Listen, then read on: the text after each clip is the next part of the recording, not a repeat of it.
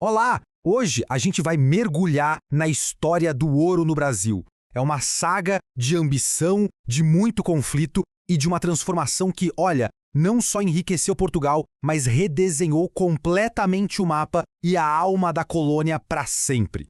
Para começar, já vou lançar uma pergunta. Quando a gente pensa em corrida do ouro no Brasil, qual é o primeiro lugar que vem à cabeça? Minas Gerais, né? Quase sempre. Aquelas igrejas barrocas, as cidades históricas, faz todo sentido. Mas será que foi lá mesmo que tudo começou? Pois é, a resposta pode surpreender muita gente. Não. A história de verdade do ouro brasileiro começa bem antes e em outro lugar, em São Paulo. A gente está falando de mais de um século antes daquela febre toda que tomou conta de Minas. O metal precioso já estava lá, brilhando nos rios paulistas. E essa busca inicial, esse verdadeiro sonho dourado, é o primeiro capítulo da nossa história. É a sementinha de tudo que veio depois.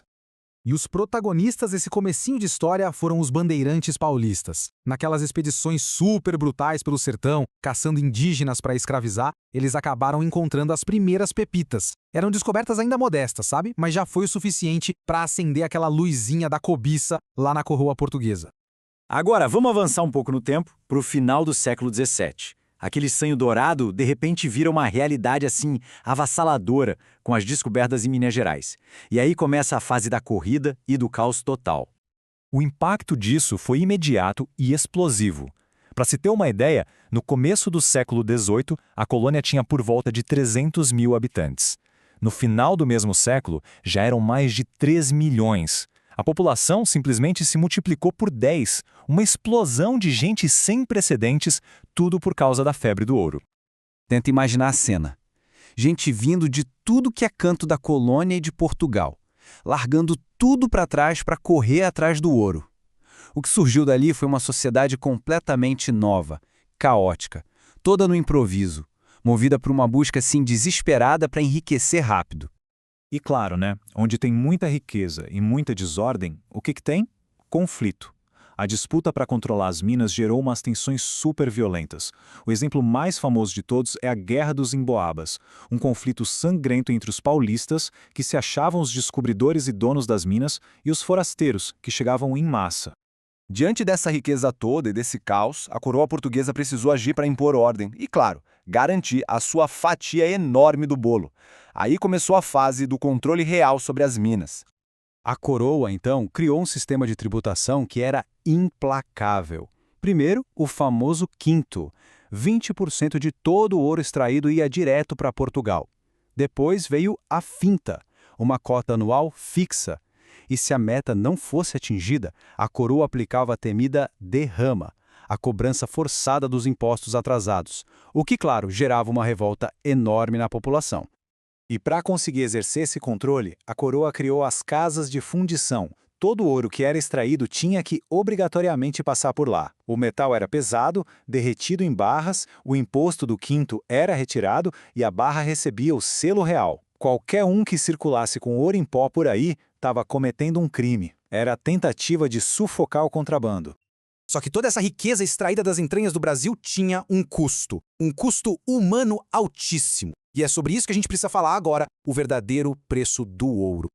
A verdade nua e crua é que a base de toda essa economia era a mão de obra escravizada. Milhares de africanos foram trazidos para trabalhar nas minas em condições desumanas. A expectativa de vida era baixíssima, muitas vezes não passando de uma década de trabalho, por conta de doenças, acidentes e da brutalidade de todo o sistema. Em meio a tanta opressão, é claro que surgiam formas de resistência. O contrabando era uma coisa generalizada e o pessoal usava métodos super criativos.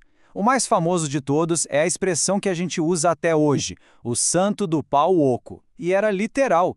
Imagens de santos eram esculpidas com o interior oco para esconder ouro em pó e assim enganar a fiscalização da coroa. Apesar de toda essa exploração e violência, a mineração provocou umas mudanças tão profundas, mas tão profundas, que a gente pode dizer que um novo Brasil nasceu a partir dela. A diferença para a antiga sociedade do açúcar era gritante. A sociedade do açúcar era rural, super rígida, já a sociedade mineradora era urbana e muito mais complexa. Começou a surgir ali uma camada intermediária, comerciantes, artesãos, padres, soldados, uma nova classe social de fato. Então, resumindo, as consequências foram enormes. A mineração criou um mercado interno muito forte para abastecer a região das minas, dezenas de vilas e cidades surgiram do nada e, talvez o mais importante, essa nova sociedade urbana permitiu uma mobilidade social que era simplesmente impensável na rigidez do ciclo do açúcar. E a mudança mais simbólica de todas aconteceu em 1763.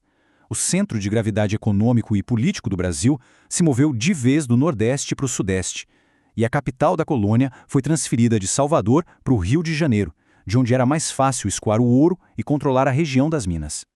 Bom, e com isso a gente chega ao nosso último capítulo. A grande pergunta é, depois de ser extraído com tanto suor e sangue, para onde foi parar todo esse ouro brasileiro? A resposta está em grande parte num acordo comercial, o Tratado de Methuen, de 1703. Resumindo, era o seguinte: Portugal venderia vinhos para a Inglaterra com taxas baixas, e a Inglaterra venderia seus tecidos para Portugal com a mesma vantagem. No papel parecia um bom negócio, mas tinha um desequilíbrio enorme aí. É que Portugal consumia muito mais tecidos ingleses do que a Inglaterra consumia vinhos portugueses. Essa balança comercial negativa era paga com o quê? Exatamente, com o ouro vindo do Brasil. Na prática, o ouro brasileiro mal parava em Lisboa e ia direto para Londres, ajudando a financiar, olha só, a Revolução Industrial na Inglaterra. Isso tudo deixa a gente com uma reflexão. A jornada do ouro, sem dúvida, transformou o Brasil. Criou cidades, uma nova sociedade, mudou seu eixo de poder. Mas no fim das contas, ao servir para pagar as dívidas de Portugal, será que o ouro do Brasil acabou financiando o futuro de outra nação? É uma questão que ecoa até hoje na nossa história. Obrigado pela companhia nesta análise.